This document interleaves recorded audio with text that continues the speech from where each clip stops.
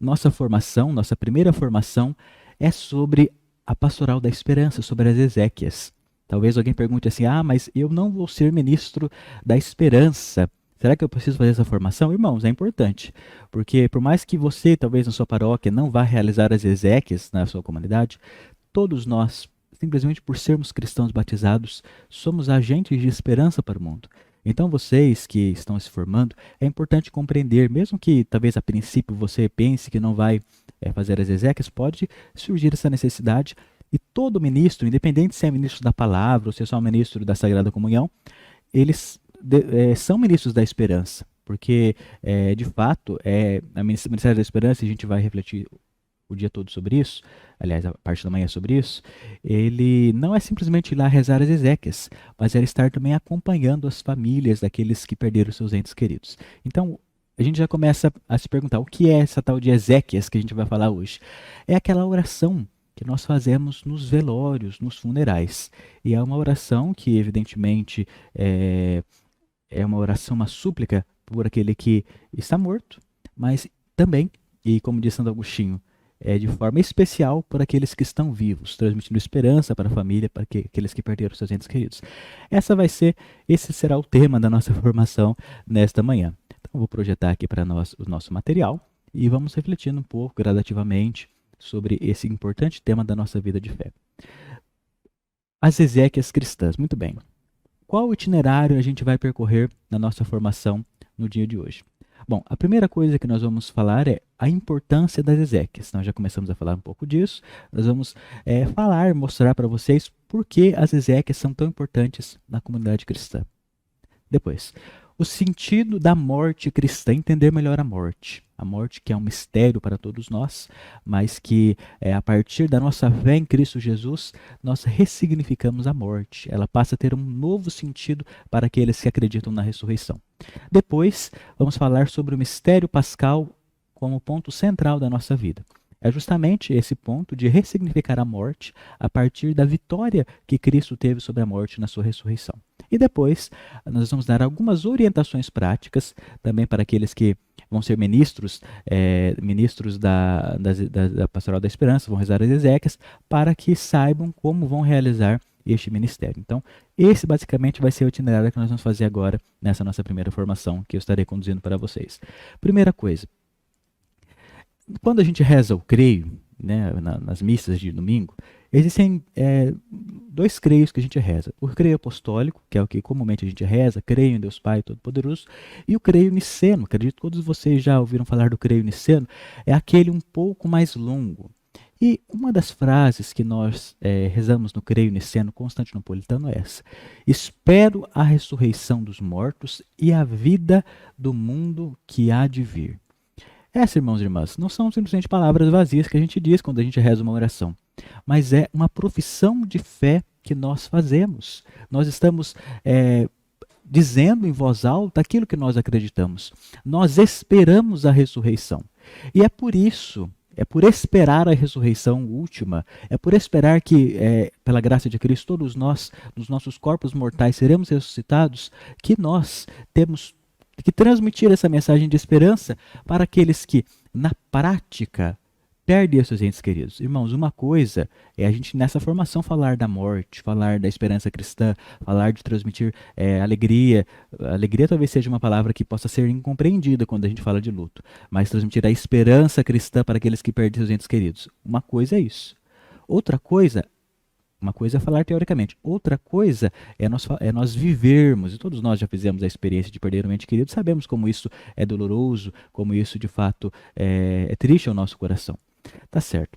O primeiro ponto que a gente poderia partir depois dessa constatação: todos os sacramentos, como diz o Catecismo da Igreja Católica, e principalmente os sacramentos de iniciação à vida cristã, têm por fim a última Páscoa do cristão, que pela morte o faz entrar na vida do rei. Então, todos os sacramentos, começando pelo batismo, ele nos insere nessa expectativa da ressurreição. Quando nós somos batizados, um dos pontos que nós podemos dizer que é o sentido do nosso batismo é morrer com Cristo para o pecado. Morrer, e vejam bem a frase que eu vou dizer, morrer para a própria morte, porque a morte é o salário do pecado, nos diz a carta de São Paulo aos Romanos, para viver em Cristo. Então, no nosso batismo, o homem velho, a mulher velha, morre para dar lugar a um ser humano vivo. Irmãos, e essa dimensão da fé, que nós acreditamos em todos os sacramentos, nós fazemos, nós meditamos isso, quando nós recebemos a Eucaristia, nós estamos tomando certeza de que ao receber o corpo do Cristo ressuscitado, nós também ressuscitaremos. Jesus Cristo diz que aquele que comer o pão dos céus, aquele viverá.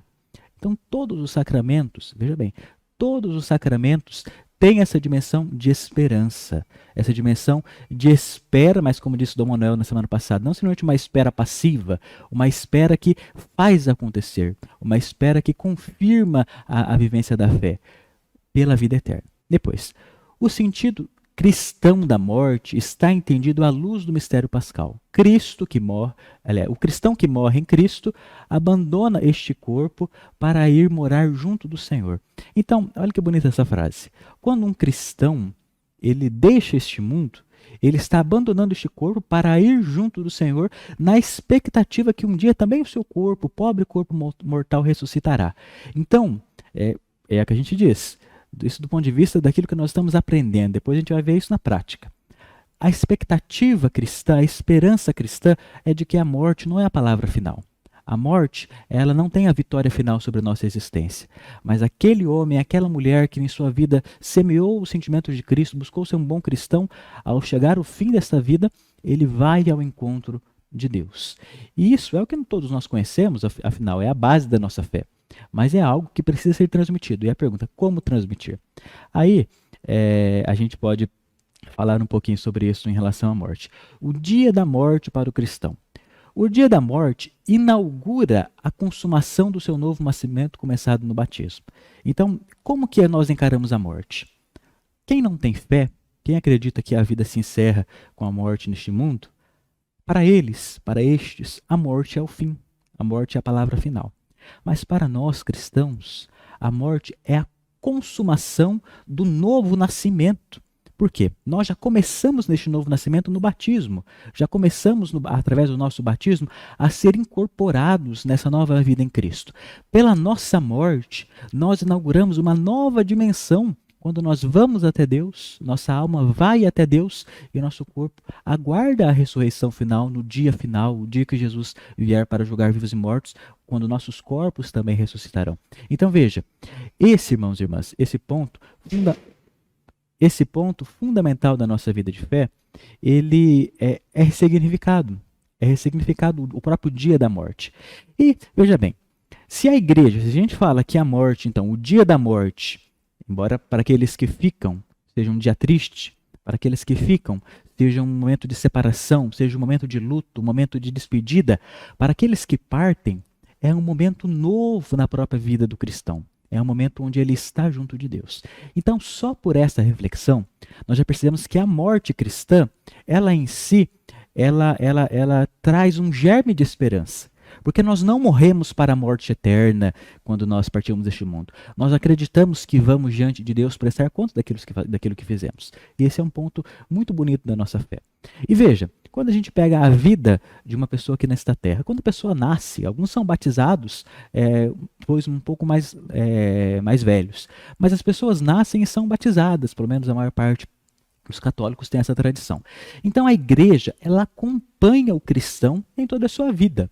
Ela acompanha o cristão quando ele nasce, no batismo. Depois a criança cresce, ela vai ser confirmada na fé. Ela vai receber o sacramento da crisma, ela vai se alimentar da Eucaristia, alimento para a nossa vida de fé cotidiano. Nos momentos de queda, ela vai recorrer ao sacramento da penitência para estar novamente em comunhão com seu Deus. Nos momentos de doença, ela vai recorrer ao sacramento da unção dos enfermos.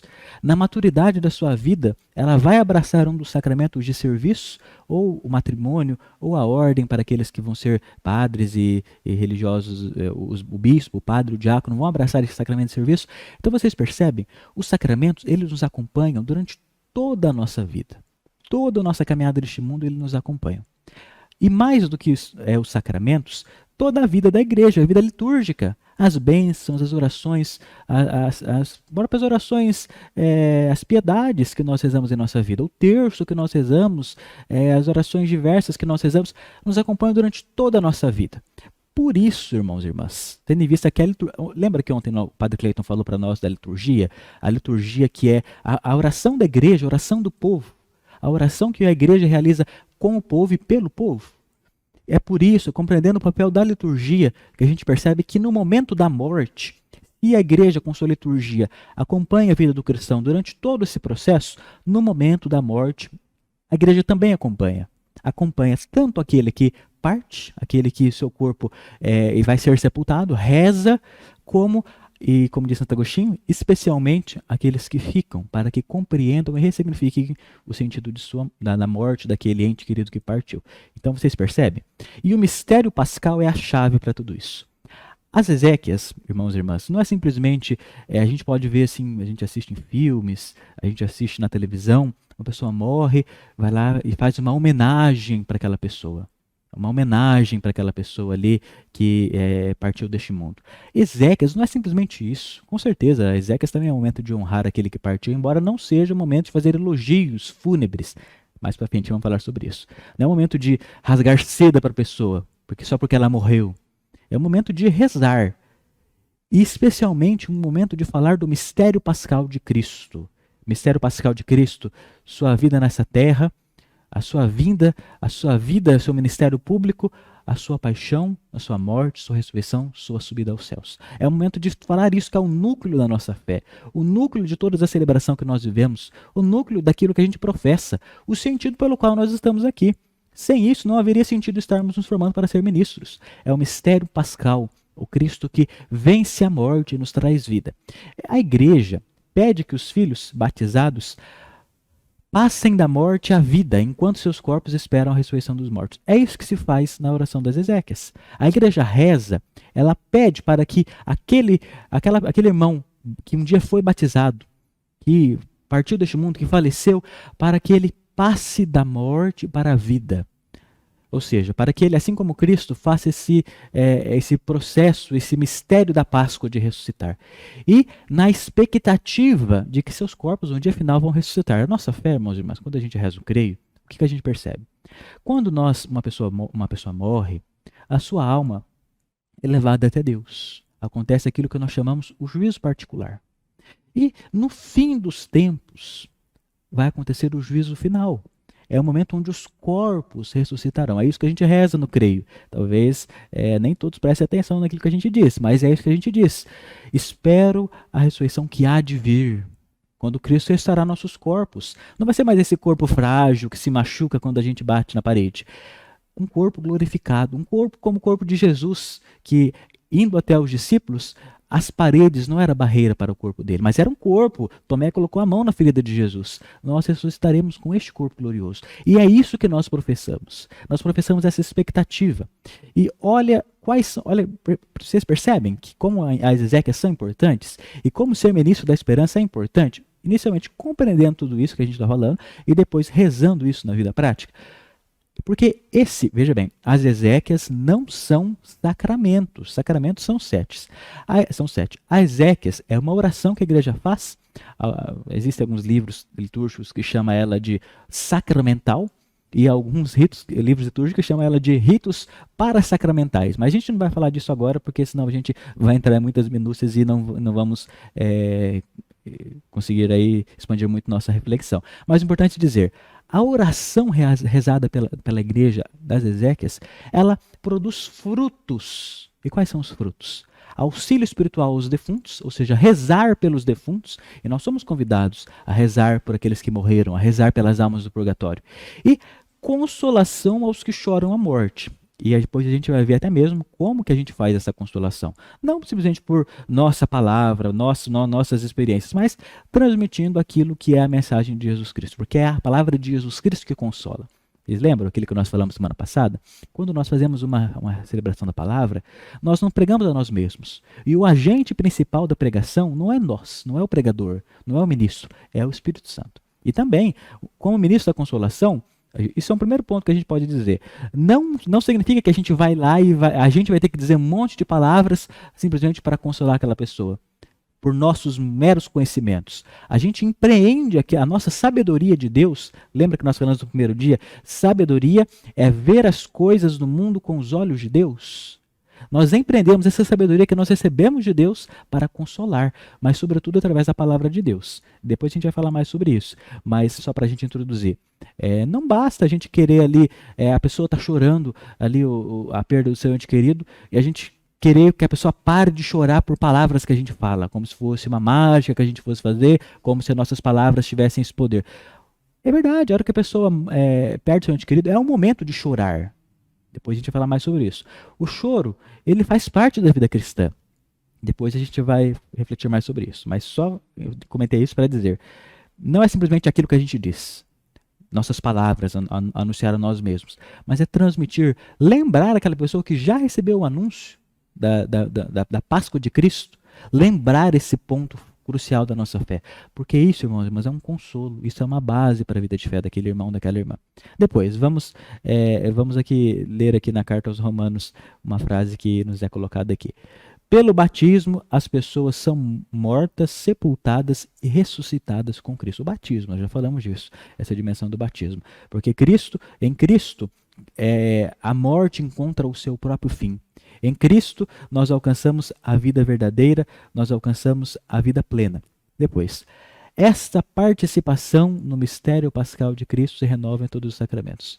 O que acontece, veja bem, o que acontece, irmãos e irmãs, nos sacramentos, como nós falamos, todos os sacramentos a gente nos lembra dessa índole pascal, dessa dimensão da Páscoa de Jesus Cristo, quando a gente é batizado, a gente morre para o pecado e renasce para Deus. O que acontece nos sacramentos, o que acontece na Eucaristia, que é o memorial da Páscoa do Senhor, a gente vive na nossa vida. Então, se no batismo a gente tem a experiência de morrer com Cristo para ressuscitar, na nossa vida a gente faz essa experiência. A gente morre, a gente passa pela experiência da morte para ressuscitar. Vocês percebem? Isso é um ponto que gradativamente a gente vai percebendo na nossa vida de fé. Os sacramentos, irmãos e irmãs, os ritos, a liturgia da igreja, não é simplesmente um teatro, não é simplesmente uma invenção. Ela tem tudo a ver com a nossa vida prática. E é bom que o ministro da comunhão extraordinário perceba isso, para instruir os próprios irmãos de como a liturgia da igreja ela é um alimento para a nossa vida. Certo? Esperança na vida. Nas Ezequias, o que a igreja afirma? Afirma a esperança na vida eterna. Então, aquilo que a gente estava falando antes. Afirmar que nós, como cristãos, acreditamos que a morte não é a palavra final. Nós acreditamos na vida eterna. Olha o que a igreja deve fazer nas Ezequias. Dar a devida e equilibrada honra aos corpos dos defuntos que pelo batismo se tornaram templo do Espírito Santo. Então, quando uma pessoa morre, nós vamos lá, rezamos por aquele defunto, a família certamente ali, a funerária contratada prepara o corpo, coloca ali as flores, por quê? Para honrar, não simplesmente numa dimensão de uma mera convenção social, mas para honrar aquele corpo que foi templo do Espírito Santo, aquele corpo que passou por este mundo, viveu muitas experiências, através dele muitos conhecimentos foi adquirido por aquela pessoa. Então a igreja honra aquele corpo, reza por aquele corpo. Então essa é a dimensão importante da fé. Algumas pessoas dizem assim, mas o que importa é a nossa alma. O nosso corpo é desprezível, o corpo é o lugar dos pecados, a alma é o lugar de Deus. Vocês acham que isso está certo? Tem pessoas que acham. Isso não está certo, irmãos. Deus criou alma e corpo. Deus que criou o corpo. A gente não pode dizer que o corpo é ruim, porque foi Deus que criou e tudo que Deus criou é bom. Então, algumas pessoas falam assim, você não pode se dar aos prazeres do corpo. É uma frase que não expressa bem o sentido verdadeiro das coisas. Porque o corpo, ele muitas vezes pode se dar às vaidades dos pecados, mas instruído por aquilo que nossa alma determina.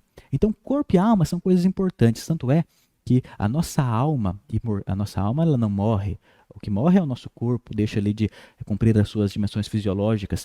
A nossa alma vai junto disso, mas o nosso corpo ressuscitará. Ou seja, é por isso que nós respeitamos, sem exageros. Olha o que o ritual romano das Ezequias diz. De forma equilibrada. Não é um momento ali também de confundir as coisas, mas de forma equilibrada prestar um respeito àquela pessoa, aquele corpo que foi templo do Espírito Santo. Vocês percebem? Nós estamos colocando esses pontos, e aqui eu estou resumindo para vocês a introdução do ritual romano das exéquias, para perceber o sentido desse sacramental das exéquias, que para muitas pessoas pode ser até um tabu. Nossa, falar de morte, falar disso, muitas pessoas têm até uma resistência, mas é importante falarmos disso, irmãos e irmãs, porque isso é o momento do luto, é um momento onde as pessoas estão muito fragilizadas, e é um momento especialmente significativo para nós transmitirmos a palavra do Evangelho para as pessoas que estão ali chorando, entenderam? E também de rezar por aqueles que partiram. Vamos em frente. Os que presidem as exéquias têm o dever de reanimar o presente na esperança do mistério pascal.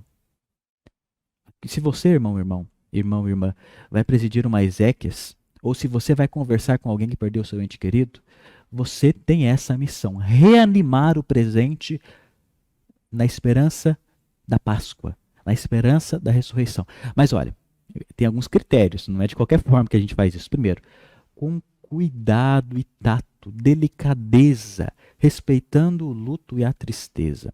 Irmãos, isso é um ponto fundamental. O que significa isso? Ter cuidado, ter tato, ter delicadeza.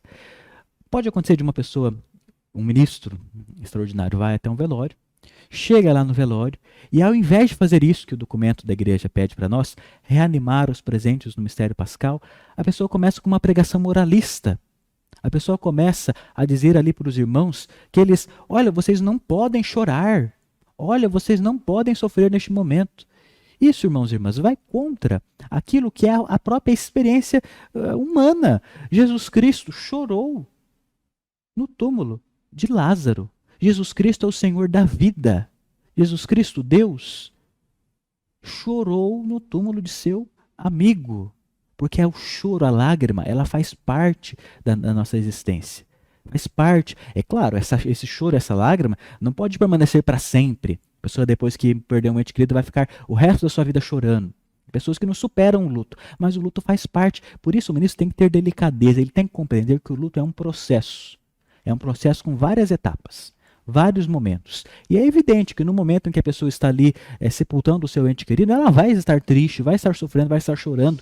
E o ministro não deve dizer para ela que aquele choro é falta de fé, que aquele choro não é certo, você não deve chorar. Vocês percebem? Eu acho que é bom senso, ele sempre fala mais alto. E essas coisas a gente fala aqui na formação, justamente porque são pontos que não é eu que estou dizendo, pontos que ali vocês podem conferir depois no Ritual Romano das Exéquias, na introdução que fala do livro litúrgico da igreja que fala sobre as exéquias, explica isso. E a gente está dizendo justamente para que vocês compreendam e usem o bom senso de vocês quando vão visitar, mesmo que não seja ali no momento das exéquias. Às vezes a pessoa encontra um pouco depois a palavra certa, e eu repito, não significa que a gente não deve exortar a pessoa para a superação do luto. A pessoa deve processar o luto, deve viver o luto e deve superar. E deve confiar em Cristo e seguir a sua vida em frente. Se uma pessoa está há muito tempo, não consegue assimilar o luto, ela precisa ser ajudada. Mas tudo com cuidado, com delicadeza, respeitando a pessoa. A igreja orienta isso, irmãos, não sou eu. A igreja orienta isso para que a gente tenha respeito pela dor do outro. Com certeza nós, quando estamos sofrendo, a gente gosta de ser respeitado. Quanto mais as pessoas que estão ali passando por uma experiência tremenda de dor, de sofrimento, elas precisam ser respeitadas. Irmão, conhecer a circunstância da morte do defunto é um ponto importante. É um ponto importante por vários motivos. Vocês vão fazer algumas exéquias, conhecendo a circunstância pela qual aquela pessoa morreu, se for possível. É evidente, muitas vezes, principalmente em cidades grandes, os ministros, os padres são enviados para fazer exéquias e não têm conhecimento sobre a família, mas nas cidades pequenas isso é um pouco mais fácil de a gente saber.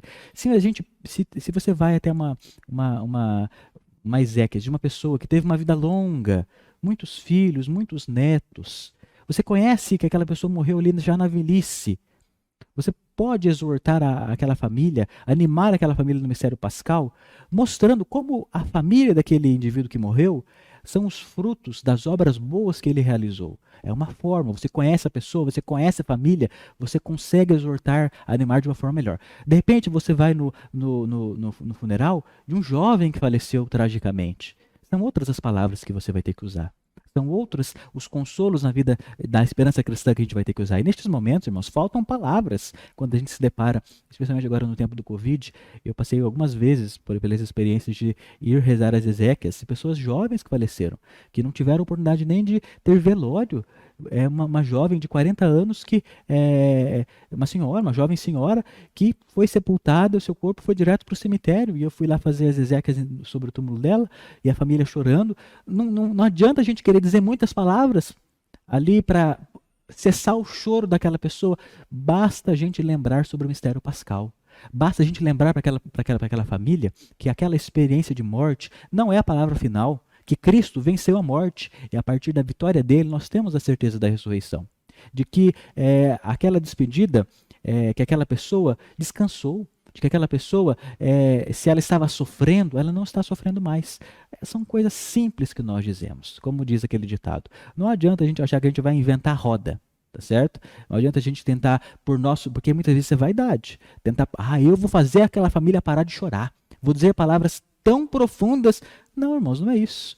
É na simplicidade que Deus age. Deus está na brisa suave. E às vezes é naquela palavra simples, naquela leitura daquele evangelho, na casa do meu pai, muitas moradas, evangelho de João, que você consegue transmitir um consolo para aquela família. Por isso, conhecer as circunstâncias na medida do possível é um ponto importante. Depois, momento de transmitir a fé. Quando a gente vai rezar uma exéquias, ou a gente vai na família, posteriormente, naqueles que perderam seus entes queridos, muitos dos que estão presentes, especialmente nas exéquias, às vezes são até cristãos, ou são até católicos, mas nunca vão nas missas, nunca participam de um rito litúrgico da igreja, nunca participam de uma celebração. Até tem aquele ditado popular que, infelizmente, as pessoas falam assim, até de forma jocosa, né? As pessoas comentam, mas não chega nem a ser engraçado esse ditado, é trágico. As pessoas só se reúnem em casamentos e velórios. Que tristeza, né? Poderia celebrar tantas outras coisas boas na vida e muitas vezes só fica ali no momento de casamento por uma convenção social ou no momento do velório, quando poderia, na vida ali da pessoa, ter celebrado muitos outros momentos. Mas, enfim, muitas pessoas, muitos católicos que não praticam a fé católica, eles, no momento ali das exéquias, eles vão ouvir o que o ministro está dizendo. Então, eles não vão na igreja, não participam dos grupos de reflexão, mas no velório é um lugar de transmitir a fé para essas pessoas também, para reanimar a fé deles. É um momento querigmático de anunciar o amor de Deus. E às vezes, irmãos e irmãs, é nessas experiências tão duras, tão sofridas, que a palavra de Deus é como consolo para a alma daquela pessoa, como consolo para a dor daquela pessoa, que a pessoa ela cai na real, ela faz uma experiência verdadeira e ela percebe a importância de estar junto de Deus. Então, nesses momentos também são momentos de transmitir a fé para aquelas pessoas. Por isso, são importantes. Por isso eu disse no início que é importante que vocês façam essa formação, porque esses momentos, não só das exéquias, benzer o corpo, mas também de depois rezar com as famílias, são momentos fundamentais na vida de fé cristã. É aquilo que está dizendo ali. Muitos católicos só entram em contato com a liturgia da igreja nas exéquias. A gente poderia acrescentar alguns no casamento e outros nas exéquias. Ou seja, só vão ali ter uma celebração com a presença do padre e do ministro nas exéquias. Então é o momento de rezar bem, momento de falar de Deus, momento de não ser moralista, momento de ser um apoio para aquela família. Vocês percebem a importância disso? As exéquias anunciam a vida eterna e a provisoriedade da vida aqui na terra. É um ponto interessante. Quando a gente fala da morte, quando a gente fala da ressurreição, a gente lembra de que a vida nesta terra ela é provisória, ela é passageira. A gente pode até se enganar, muitas vezes pelas vaidades e deixar levar pelas vaidades.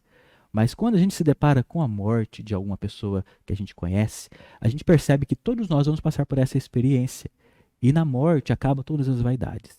Então, levar a pessoa, talvez, que ele está afastado de Deus, que está entregue a tantas situações de falta de fé, não por moralismo, mas para lembrar. Não, você tem que fazer isso, aquilo, aquele discurso impositivo. Não é esse o discurso que transmite Deus. é através do anúncio misericordioso de Deus e da lembrança de que todos nós um dia vamos morrer. Existe uma prece no ritual das exéquias muito interessante. Existem vários formulários de preces, ou seja, várias opções de preces. Mas existe uma prece que diz assim, na hora das exéquias, o ministro está lá rezando as exéquias, ou o padre, ou o diácono, e uma das preces diz assim, pelo próximo dentre os presentes que vai morrer. É uma prece profunda, porque dentre aqueles que estão reunidos ali, rezar pelo próximo que vai morrer, e a prece continua, para que ele tenha a convicção da fé, abrace a fé, tome a responsabilidade como cristão. Então isso lembra para todos os presentes, e cada oração da igreja ela é bem pensada para transmitir isso, da provisoriedade dessa vida e da importância de abraçarmos as coisas de Deus. Em seguida, a morte cristã. O que é a morte? A carta aos Romanos nos diz, a morte é o salário do pecado. Deus não criou a morte. A morte ela é consequência da desobediência do homem. Deus não criou o sofrimento. Por isso, quando as pessoas perguntam assim, mas por que Deus... onde está Deus quando tantas crianças morrem, quando tantas pessoas morrem de Covid, quando tantas pessoas padecem? Vocês certamente já ouviram essas perguntas, né? E aí chega uma pessoa assim, talvez não acredite em Deus, e posso perguntar isso para vocês. Onde que está Deus? Irmãos, não foi Deus que criou a morte. Deus, quando no livro do Gênesis nos diz, tudo que ele criou, ele olhou e viu que era bom. E quando criou o homem, viu que era muito bom. Deus criou tudo perfeito. São as escolhas do homem que trazem a injustiça. São as opções do homem que trazem a maldade no mundo. Só que Deus, ele não é indiferente. Não, então já que o homem escolheu o pecado, então ele vai colher as consequências. Não. Deus, ele é um pai amoroso. E por isso ele envia o seu filho para devolver a vida para nós. A morte, portanto, é o salário do pecado. Mas Cristo, com Cristo, a morte deixa de ser o que era. Se a morte era o fim, se antes de Cristo a morte era a palavra final, a morte era o fim da nossa existência, em Cristo ela passa a ter um novo significado.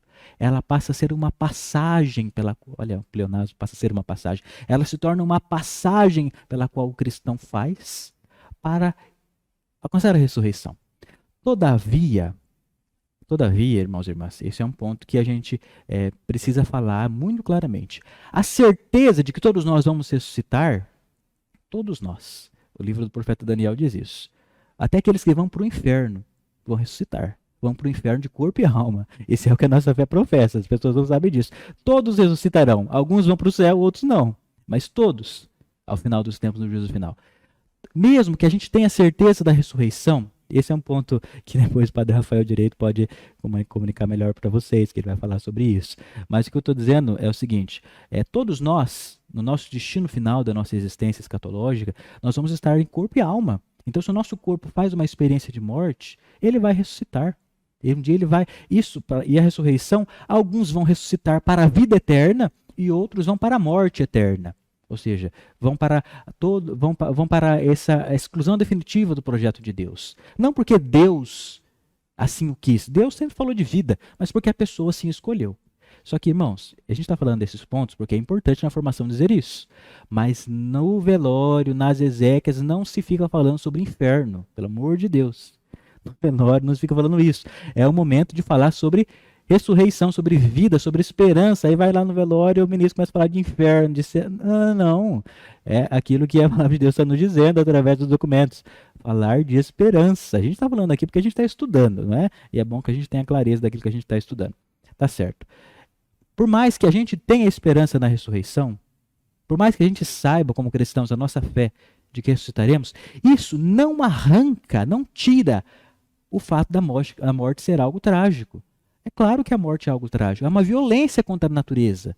Deus não criou a natureza para a morte. A morte é o salário do pecado. Então a morte, por mais que a gente tenha certeza da ressurreição, ainda assim a morte sempre vai ser algo triste. Sempre vai ser algo sofrido. É importante termos isso em mente. Não é que o cristianismo é uma religião na qual as pessoas não devem se entristecer na morte. Não, a morte é trágico. Cristo chorou quando Lázaro estava morto. E Cristo é o Senhor da vida. Quanto mais nós vamos sofrer com a partida. Mas esse sofrimento, essa dor, este luto, não é a palavra final. Nós acreditamos na ressurreição, acreditamos na vida eterna. Em sequência. aquilo que o documento da igreja chamado Gaudium et Spes diz, coloquei a citação. Não se aflige apenas com a dor e a progressiva dissolução do corpo, mas também e muito mais com o temor da destruição perpétua. Por que nós sofremos? Primeiro, porque aflige o nosso coração, nos causa dor ver ali a pessoa morrer, a dissolução do corpo, mas muito mais do que isso, é aquele sentimento que está em nós. Mesmo que a gente não faça estudo sobre, mesmo que uma pessoa ela não faça um estudo sobre as realidades da fé, da escatologia, da morte, da ressurreição, em todos nós está impresso o medo da morte. Eu não tenho medo da morte. Não é verdade. Todo ser humano tem em si um pouco de medo da morte, porque a morte é uma violência contra a natureza. Não foi Deus que assim criou. A pessoa pode não ficar ali angustiada, preocupada com isso. Ela pode ali chegar ao final da vida dela, ela pode ali morrer ali com muita fé. Mas mesmo assim aquela morte ela é violenta, ela é trágica, ela é um atentado contra o projeto original de Deus.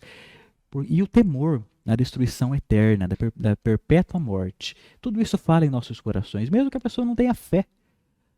Ou seja, nenhum de nós quer deixar de existir. Todos nós temos a nossa consciência, temos os nossos projetos, e de repente pensar a morte como o fim de tudo isso, muito mais do que o corpo se destruir, se desfazer, são os projetos, a existência, a destruição eterna.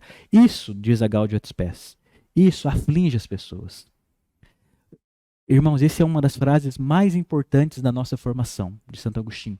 Não é a fé, mas a natureza que sente horror à morte. Por isso, quando vocês vão visitar uma pessoa que está ali fazendo o sacramental, está ali fazendo as exéquias, você está fazendo as exéquias, se a pessoa está chorando, se a pessoa está sofrendo, não é porque ela não tem fé, porque a dor da morte, ela não é uma dor em relação à fé, mas é uma dor da natureza. É aquilo que a gente falou. É natural do ser humano. O próprio Cristo, olha, mesmo Jesus chora diante do túmulo de seu amigo Lázaro. Podemos conferir lá no Evangelho de João, capítulo 11, versículo 33 e 35. Ele ressuscita depois, revivifica Lázaro. Mas ele chora, porque é uma violência não contra o acreditar em Deus, mas contra a natureza humana, que originalmente, quando Deus criou, não foi criada para a morte. Jesus Cristo, aqui a gente pode tomar esses 3 exemplos de Jesus Cristo em relação à morte. Primeiro, a gente disse várias vezes, Jesus Cristo em relação ao seu amigo Lázaro, chora. Depois, na véspera da paixão, Jesus, sabendo que no próximo dia, na sexta-feira, ele iria padecer a morte violenta, ele fica angustiado, ele chega a suar sangue. Mas espera, Jesus Cristo, várias vezes no Evangelho, ele pré-anunciou para os discípulos, é preciso que o Filho do Homem passe pela morte, mas ressuscite. Ele sabia que ele iria ressuscitar. Ele é o Senhor da vida. Mas a morte gerou angústia para ele. Vocês percebem?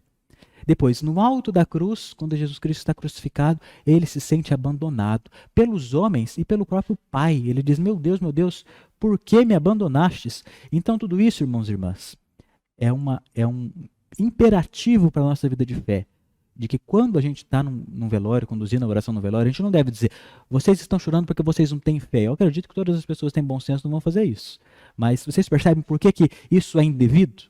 Porque a tragicidade da morte, ela está em relação à natureza e não em relação à fé. Não significa que a pessoa não tem fé. A pessoa pode ter fé, mas sentir horror à morte, porque a morte é uma tragédia, é um atentado contra a vida. Depois, seguindo em frente. A morte, ela foi vencida por Cristo, mas em esperança. Ou seja, Jesus Cristo ressuscitou, ele está vivo nos céus. Maria, a Virgem Maria, está assunta aos céus de corpo e alma.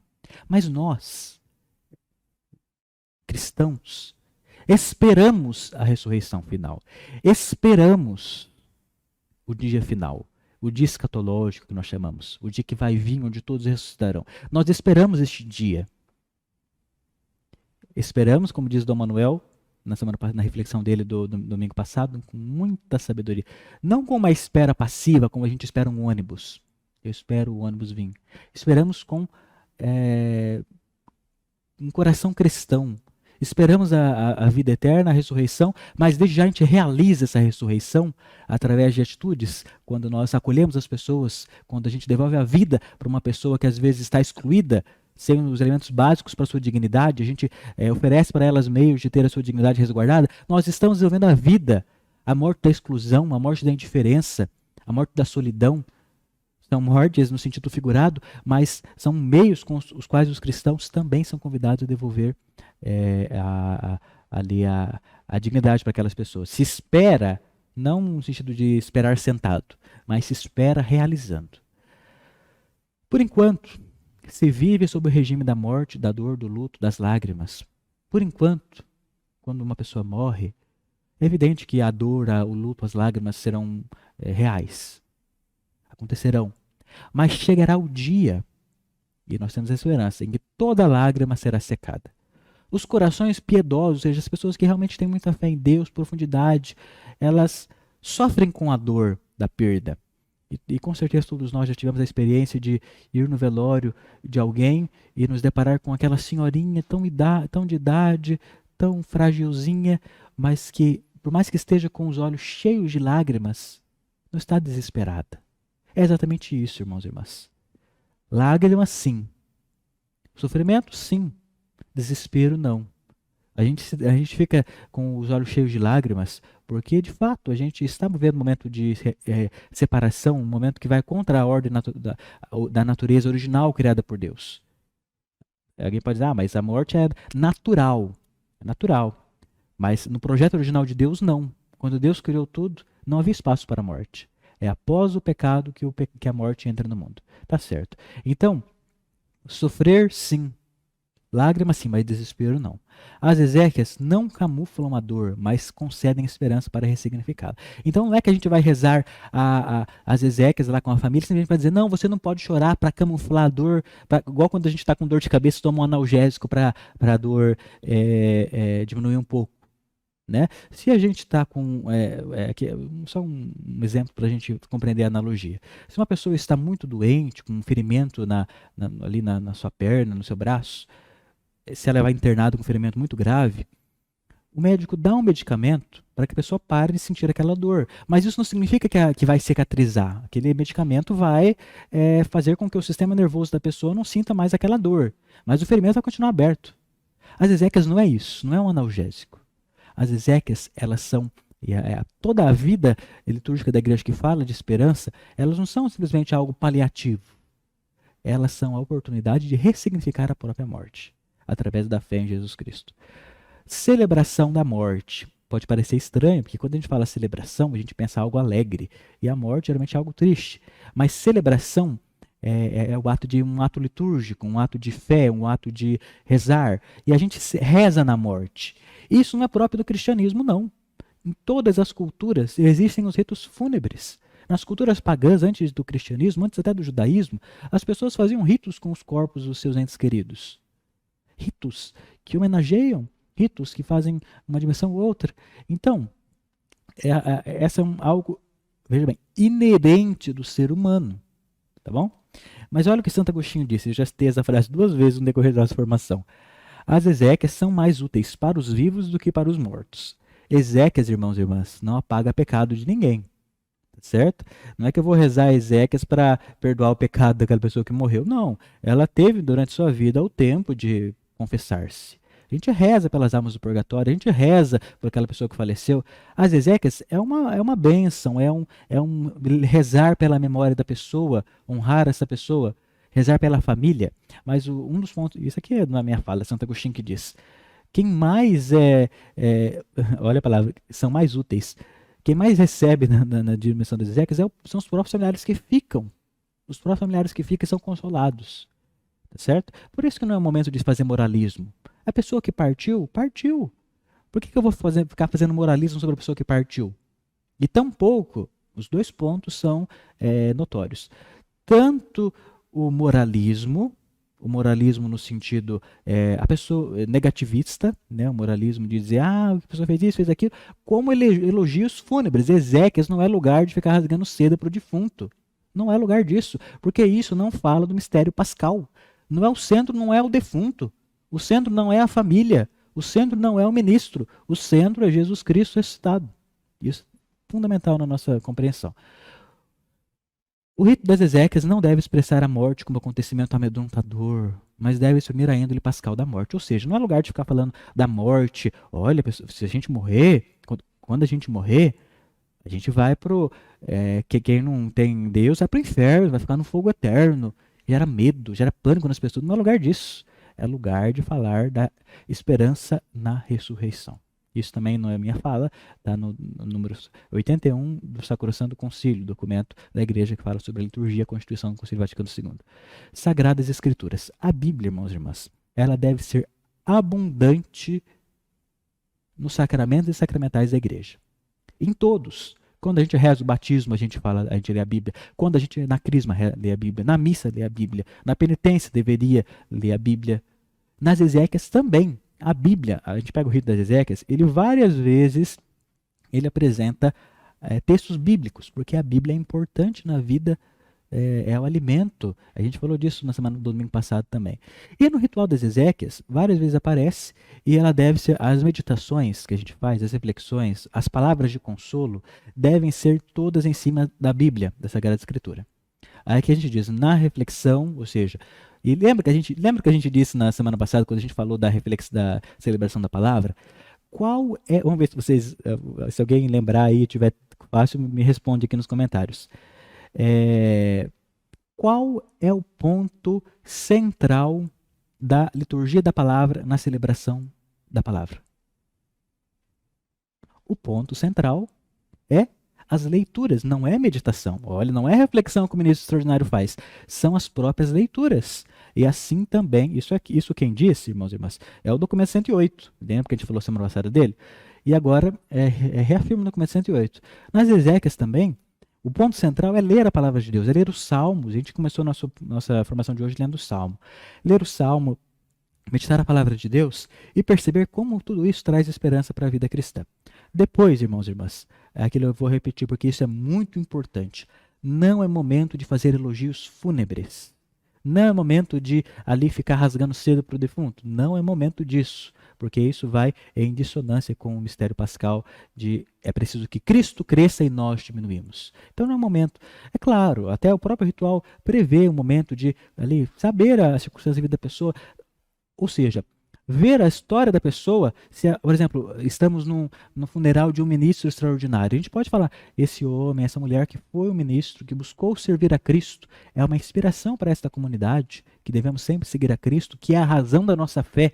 Veja bem, eu estou falando da vida da pessoa, mas sem, nossa, era uma pessoa tão querida, todo mundo gostava dele, na empresa gostava dele, no serviço gostava dele, o bairro gostava dele, porque depois que morre todo mundo fica querido, diz o adágio popular, né?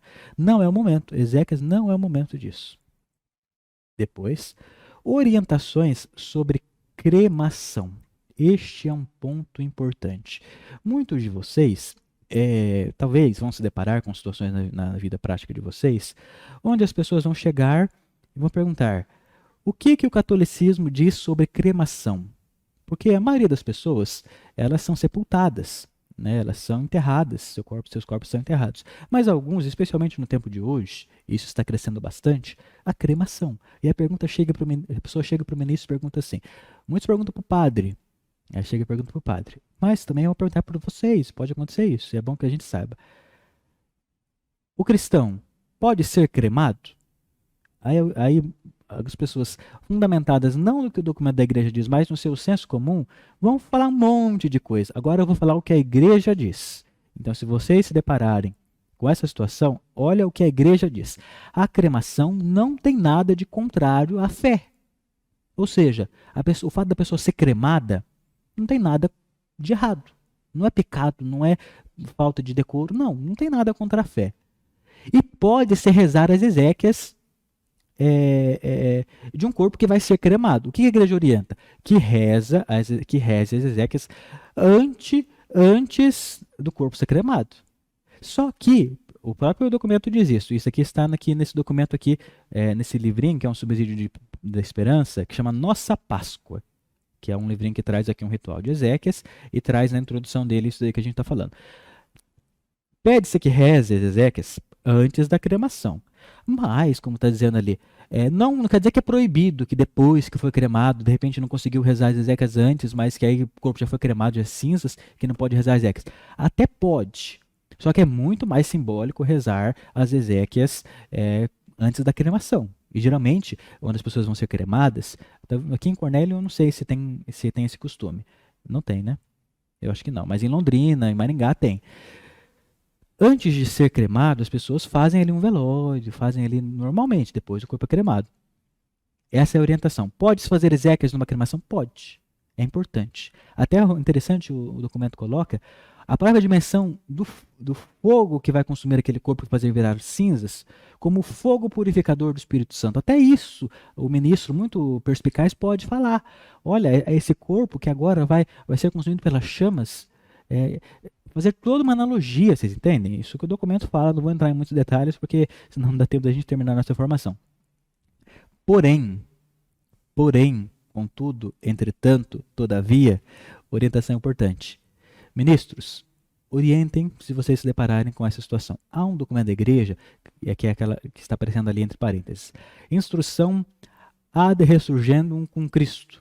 É um nome em latim, que é a instrução ressurgindo com Cristo, em português. As cinzas, o corpo pode ser cremado, a igreja não fala, não tem nenhum problema da cremação. Mas as cinzas devem ser sepultadas. O que isso significa? A pessoa vai lá e crema o pai dela que morreu, a mãe dela que morreu, avô. Aí ela pega a cinza e guarda lá dentro da casa dela. A igreja diz que não. Por quê? Por vários motivos. Primeiro motivo, o cemitério é o lugar de nós depositarmos as cinzas. Existem pessoas que guardam as cinzas em casa. Existem pessoas, especialmente os ricaços, né, que sobem no avião lá e jogam as cinzas sobre a praia de Copacabana. Parece algo muito nobre. A cinza vai cair lá onde o cachorro faz xixi. Não tem nada de nobre nisso. Não é um destino cristão. A igreja orienta. Vai jogar a cinza lá no Leblon, no Rio de Janeiro. Aí a cinza cai lá onde ninguém vai honrar a memória daquele corpo que um dia foi templo do Espírito Santo. Vocês percebem como que é dissonante? E são coisas que acontecem. Ou vou jogar a cinza no mar. Veja bem, a igreja orienta. Você cremou o corpo, sepulte. E também não guarde em casa. Porque se você guarda a cinza da pessoa na casa, ali dentro da estante, vai ser muito mais difícil você superar o luto, ao saber que você vai assistir televisão e vai ter a cinza do seu familiar ali. Vocês percebem como isso também é contra a natureza? E isso acontece, pode parecer algo assim, mas isso não acontece aqui em Cornélio. Mas vai chegar um dia que vai acontecer, né? Ou vocês vão se deparar com um familiar de vocês, algum amigo em Londrina, em Maringá, em São Paulo, e vocês, tendo esse conhecimento, podem exortar. O lugar das cinzas, de acordo com a religião cristã, com o catolicismo, é ser sepultada por vários motivos. Motivos práticos, motivos de fé, motivos nesse sentido. E outra coisa, existem lugares em que as pessoas fazem até joias com as cinzas da pessoa. Então a pessoa ali foi cremada, a pessoa pega a cinza da pessoa e transforma em uma joia. A pessoa fica carregando a joia no pescoço. Vocês acham que isso tem a ver com a dimensão de Jesus Cristo, que foi sepultado, passou 3 dias no túmulo e depois ressurgiu? Isso é uma violência contra aquilo que é natural. A cremação, não há problema em cremar, mas dar o destino devido às cinzas. É importante ter esse conhecimento para também transmiti-lo. Sem moralismos, mas explicando os motivos. Os motivos de fé e os motivos práticos. Os motivos práticos, não é digno você jogar a cinza da pessoa sobre um lugar nobre, supostamente nobre. Porque ali as pessoas passarão, entenderam? O cemitério é um lugar destinado ao respeito. E também não é oportuno deixar a cinza na sua estante, porque não vai ajudar no processo de assimilação do luto. Depois, pastoral das exéquias. Exéquias, irmãos e irmãs, não é simplesmente um rito que se faz isoladamente, é uma pastoral.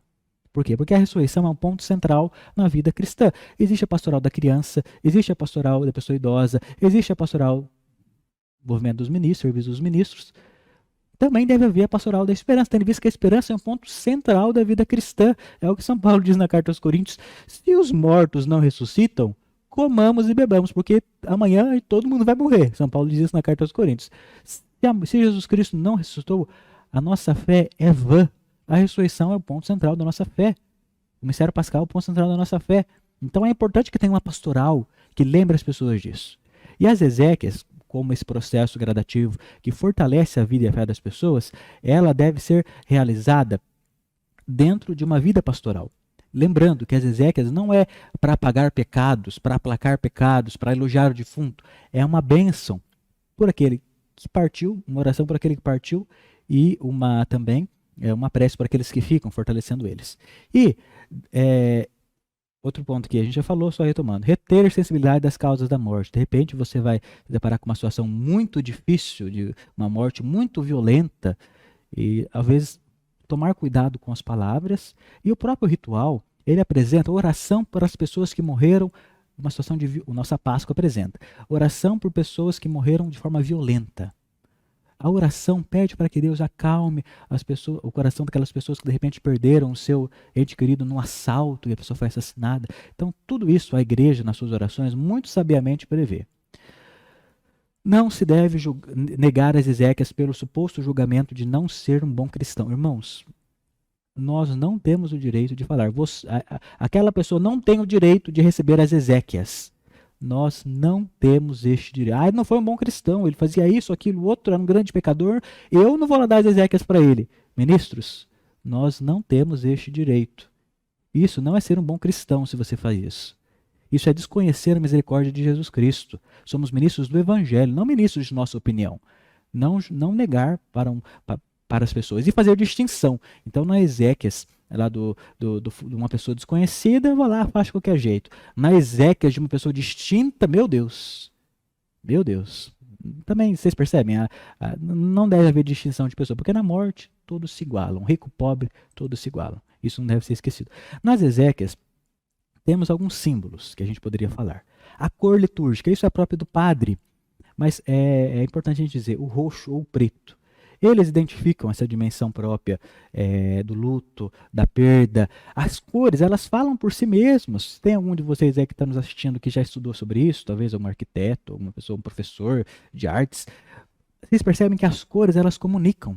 E o roxo, o preto, ele comunica isso. Quando uma pessoa vai fazer tem aqui a Gabi, ela trabalha com essa parte de Photoshop. Então, ela sabe que ela vai fazer um convite, a cor diz muita coisa. Eu vou fazer uma mensagem sobre alegria, coloco um fundo preto, não comunica. A cor litúrgica, ela transmite um simbolismo. A posição do corpo na igreja. Quando tem missa de corpo presente, na igreja, antigamente tinha, hoje em dia não se tem muito. Quando a pessoa é padre, bispo ou diácono, a posição do corpo da pessoa na igreja é ficar na posição que ele ficava quando era ministro. Então, ele fica com a cabeça para o lado do altar e com os pés para o lado da igreja, porque o padre ele fica assim, ele fica olhando para a assembleia. E quando é um fiel que é feita a missa dele na igreja, então fica na posição que ele ficava, fica com a cabeça para o lado da porta e os pés para o lado do altar, porque é a posição que ele ficava na igreja. Vocês percebem? Não é à toa. Não é à toa, é o simbolismo da própria vida que a pessoa exerceu quando ela estava ali na sua comunidade cristã. O Círio Pascal, irmãos, você vai rezar as exéquias lá na capela mortuária da sua cidade. Você não vai poder levar o Círio Pascal, porque o Círio Pascal está lá na igreja. O que o Círio Pascal representa? O Cristo ressuscitado, luz do mundo. Mas a importância das velas. Hoje em dia tem o costume de ter as velas eletrônicas. Muitas funerárias têm as velas eletrônicas. Bom, o mais recomendado é as velas de cera mesmo, a vela parafina, o mais recomendado é isso. Mas se você, infelizmente a situação é essa, paciência. Mas hoje em dia tem alguns lugares que nem mais vela é eletrônica, a vela fica na televisão ao fundo, assim, passando uma velhinha crepitando. Isso também esvazia um pouco o sentido do próprio mistério. Os símbolos, eles falam para nós. Aristóteles, um grande filósofo grego, dizia, a gente aprende pelos sentidos. Então, os símbolos, eles não são aleatórios. A gente aprende através deles, eles expressam. Não é simplesmente uma palavra vazia, é o expressar de uma vela que se consome, assim como a vida se consome neste mundo. Mas a nossa vida, pelo Cristo, ela ganha um novo sentido. A cruz, importante nos velórios cristãos, sempre ter a cruz, porque a cruz ela é o símbolo do Cristo que fez seu sacrifício por nós, doou a sua vida. A Bíblia, levar a Bíblia. Se você vai fazer ministro da exéquias e vai fazer exéquias, leve a Bíblia. Coloque a Bíblia em algum lugar lá onde as pessoas veem. A Bíblia como lugar onde está ali a palavra de Deus contida, ela traz conforto. A Bíblia, ela nos traz a mensagem de salvação. As flores As flores também é um símbolo importante.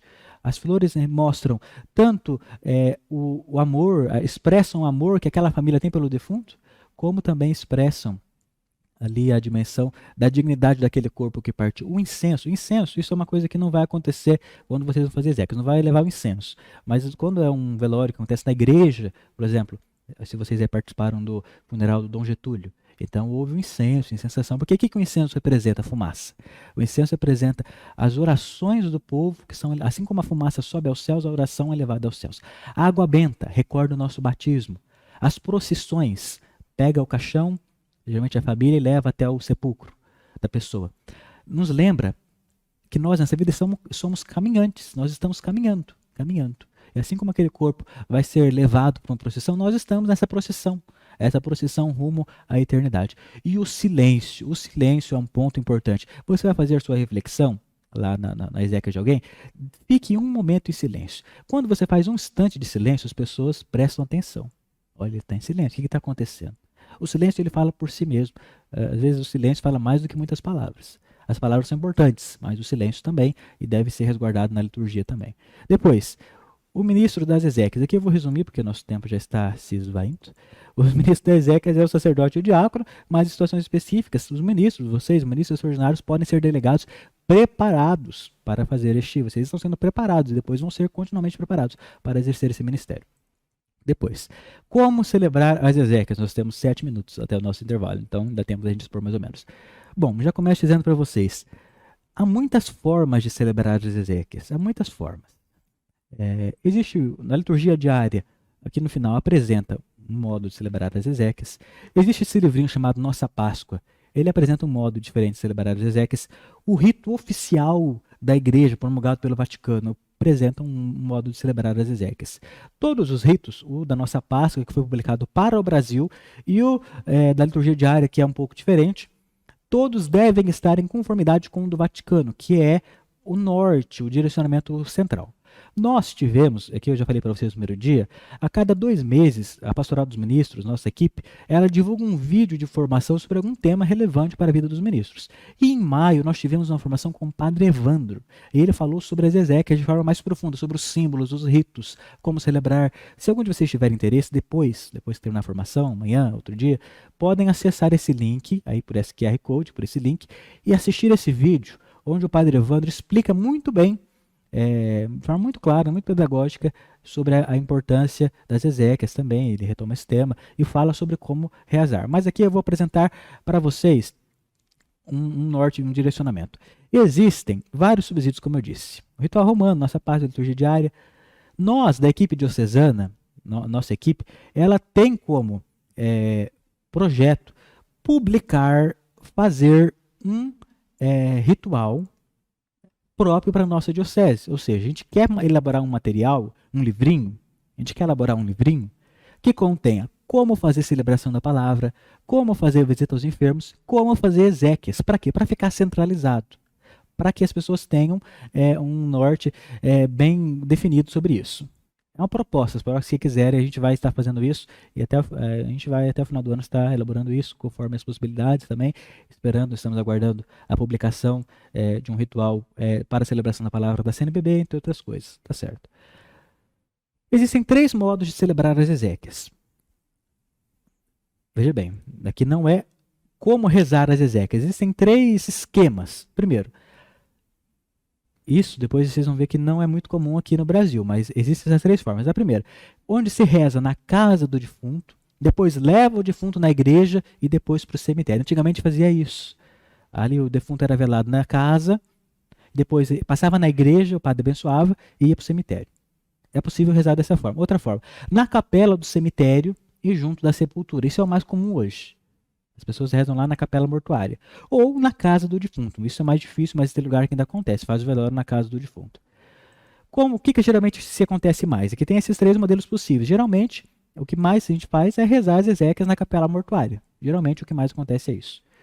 Existem 4 pontos da celebração das exéquias. O primeiro dele é a acolhida. O segundo, a liturgia da palavra. O terceiro, o sacrifício eucarístico. E o quarto, o adeus ou a encomendação. São 4 momentos da celebração da palavra que estão propostos pelo ritual romano, que está contido aqui no sacramentário, que eu trouxe para vocês verem, que a nossa Páscoa obedece esses 4 partes, que a liturgia diária obedece essas 4 partes, de formas diferentes. Então a liturgia diária, ela apresenta de uma forma, mas também embasada nisso. A gente vai ver quais são essas partes. Primeira parte, acolhimento. Acolhimento é aquele momento onde, instruídos pela palavra de Deus, nós saudamos através da fé, nós damos uma palavra de consolo, nós falamos sobre a ressurreição. E como que nós fazemos isso? Acolhendo, ali, chegando ali, a família está chorando, chegar com uma palavra. Às vezes não precisa dizer muitas coisas, chegar simplesmente a sua presença. Não chega lá correndo para fazer exéquias e sai. Chega, senta um pouco, reza, entendeu?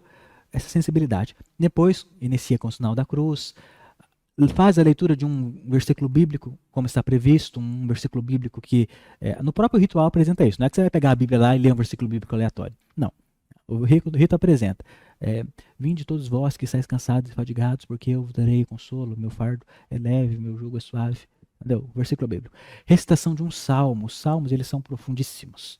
Primeiro você chega, faz o sinal da cruz, recita um versículo da Bíblia, reza um salmo, que também está previsto, e aí faz uma oração pelo morto. E nessa oração que se faz pelo morto, vou dar um exemplo aqui para vocês. Por exemplo, um exemplo. Recebei, ó Pai, o nosso irmão fulano, que tanto amastes nesta vida, liberto de todos os males, alcance hoje o repouso eterno. Passada esta vida mortal, levai-o com bondade para o paraíso, onde não existe mais luto, gemidos de dor, mas a paz e a alegria para sempre com vosso Filho. Amém. Então a oração, ela apresenta o sentido da nossa fé. Então a primeira parte é isso. Segunda parte, liturgia da palavra. A palavra, a gente já falou, tem a centralidade na vida litúrgica. Preparação atenta da liturgia. Então o ministro deve preparar a liturgia da palavra. Vai falar lá do Evangelho de João, vai dar uma palavrinha? Prepara, leia antes. Faça uma Lexio Divina, como a gente falou na semana passada. Repito pela 4ª vez, evite elogios fúnebres. E não moralismo, não falas aleatórias, mas iluminar a morte com o sentido da luz de Cristo ressuscitado. Esse é o que deve fazer a palavra de Deus. Então como se faz? Faz uma leitura do Antigo, do Novo Testamento, ou as duas, dependendo do costume. Alguns lugares não vai dar tempo de fazer as duas leituras, às vezes falta 15 minutos para enterrar, não vai conseguir fazer tudo. Então você faz só o Evangelho. A reclamação do Evangelho, uma brevíssima reflexão, sempre à luz da palavra de Deus, mistério pascal, breve momento de silêncio. O ritual Nossa Páscoa, ele apresenta uma proposta. Rezar o creio. Depois que fez isso, reze o creio. Porque o creio, ele traz essa dimensão de nós professarmos que acreditamos na ressurreição. Oração dos fiéis, as preces. E uma das preces que está aqui no ritual das exéquias romano, é bonito. Assim, eu acho muito interessante essa prece. Olha o que ela diz. Eu vou ler para fazer questão de ler para vocês aqui, para a gente entender como que a igreja prepara bem os rituais. Pelo primeiro dentre os presentes que vai morrer, para que esteja bem preparado e viva de agora em diante como um cristão que espera na ressurreição dos mortos. Rezemos ao Senhor. Senhor, escutai a nossa prece. As preces, elas são a resposta que nós damos à palavra de Deus. Depois, já estamos encerrando agora para o nosso intervalinho. Depois o Pai Nosso. Depois que terminou de fazer as preces, rezar o Pai Nosso, a oração que o Cristo, Senhor, nos ensinou. Isso não é muito comum, esse terceiro ponto, não é muito comum na nossa vida prática, que é a missa. Alguns lugares, especialmente quando é o velório de um padre, de um bispo, se reza a missa. A missa, ela é a dimensão sacrificial por excelência, onde se oferece o pão e vinho, assim como Cristo ofertou-se a sua vida como oferenda ao Pai para a nossa santificação, para a nossa libertação. É o centro do mistério pascal, a Eucaristia. Mas, quando vocês vão fazer as exéquias, não vai ter missa, porque se tiver missa, quem vai fazer exéquias vai ser o padre, tá certo? Aqui é só para vocês entenderem que existe essa parte, mas isso aqui, vocês vão fazer as exéquias, não tem a Santa Missa no meio das exéquias que vocês vão fazer. Vocês vão simplesmente fazer e vão emitir essa parte. Depois, o adeus ou a encomendação. O que é isso? É a última oração que nós fazemos, depois de acolher, rezar o salmo, a palavra de Deus. Aí sim, a última oração de encomendação. O adeus, olha bem, aqui adeus. Junto, que é de alguma forma uma saudação, uma despedida, adeus, estou indo embora, mas que tem essa expressão adeus, para Deus. O adeus ao defunto e a sua encomendação pela igreja. Ou seja, a família vai se despedir daquele corpo que vai ser enterrado logo mais, e a igreja, ela encomenda, ela reza para que Deus receba aquele irmão. É a última saudação da comunidade cristã antes do corpo ser levado para a sepultura. A última, é claro, alguns têm a bênção na sepultura, mas já é no túmulo. A última oração que se faz é essa, a encomendação. Então, se a primeira que se faz é o batismo, a última é a encomendação. A última encomendação. Tá certo? Essa última encomendação, aqui vamos falar um pouquinho sobre o rito dela. Ela é uma oração de encomendação, a gente tem aqui no ritual a oração de encomendação. Eu vou só ler aqui o início para vocês entenderem. Conforme o costume cristão, vamos sepultar o corpo do nosso irmão fulano. Peçamos com toda confiança a Deus, para quem tudo vive, que ressuscite na glória dos santos esse pobre corpo que hoje sepultamos e acolha sua alma entre os eleitos. Que ele alcance a misericórdia no julgamento, para ser resgatado pela morte e absolvido dos seus pecados, seja reconciliado com o Pai e transportado no bom pastor, etc. É uma oração belíssima que recomenda o corpo daquele aquele irmão a Deus. Reza-se algumas antífonas. Santos de Deus, vinde em seu auxílio, levai a presença do Altíssimo. Dai-lhe, Senhor, o descanso eterno, brilhe para ele a vossa face. Tudo isso está presente no ritual. Asperge o corpo com água benta, joga água benta no corpo. O ministro pode arrumar o asperge, pode ter o asperge ali onde tem água benta e pode jogar a água benta sobre o corpo. Pode rezar enquanto está Ave Maria. Depois, faz a oração final. Oração final. Reza mais alguma antífona, descansa em paz. Dai-lhe, Senhor, o repouso eterno. E não tem bênção final nas exéquias. Terminei minha celebração da palavra em nome do Pai, do Filho e do Espírito Santo também. Não tem o sinal da cruz final nas exéquias. Por quê? As exéquias é um ritual inconcluso. Significa que ela não termina ali. Quando é que ela termina? Quando aquele corpo for ressuscitado. Vocês percebem como é que a igreja, nos mínimos detalhes, ela é profunda? Ou seja, a gente começou aquela oração de encomendar a Deus, mas isso só vai concluir no dia em que aquela pessoa ressuscitar. Olha a profundeza da liturgia. A liturgia é linda, é profunda. Então, claro, não tem nenhum pecado. Às vezes o ministro esqueceu, fez o nome do Pai, não tem nada a ver. Mas, ou seja, você termina simplesmente falando assim, dai-lhe, Senhor, o repouso eterno e brilhe para ele a vossa luz. Termina. Aí pode cantar um canto. O canto, irmãos e irmãs, quem sabe cantar, com minha mãe estarei, segura na mão de Deus, ou entre outros cantos bonitos que o pessoal canta no velório, eles expressam, a pessoa que está ali chorando, ela consegue se expressar por aquele canto. Né? Ela tem uma profundidade muito grande. E em alguns casos, e geralmente não acontece nas nossas comunidades, também pode fazer uma oração na sepultura. O ritual também prevê uma oração na sepultura. Isso, às vezes faz, às vezes não. Esse, irmãos e irmãs, é o ponto que eu queria apresentar para vocês. Deixo aqui mais uma vez, se quiserem saber mais sobre as exéquias, podem escanear esse QR Code em outras ocasiões aí, voltar no vídeo, copiar esse link, depois a gente encaminha para vocês novamente, está no nosso canal do YouTube. A cada 2 meses a gente vai colocar uma reflexão interessante para vocês, para ajudar vocês mesmos na reflexão de vocês, gravado. Então, o nosso encontro é ao vivo. Esses vídeos são gravados, deixados lá para quem quiser. É também facultativo, assiste quem quiser, mas é interessante. Se vocês quiserem, esse vídeo com o Padre Evandro é muito interessante também e apresenta algumas reflexões para nós. Assim eu termino a formação, né? Aqui aí com 5 minutos de atraso, mas vamos ver aqui se tem alguma pergunta, se vocês mandaram alguma pergunta. Se quiserem ainda podem mandar, se a gente não conseguir responder agora, a gente responde posteriormente e depois a gente vai retomando esses temas. Vamos ver se tem aqui alguma pergunta que vocês enviaram.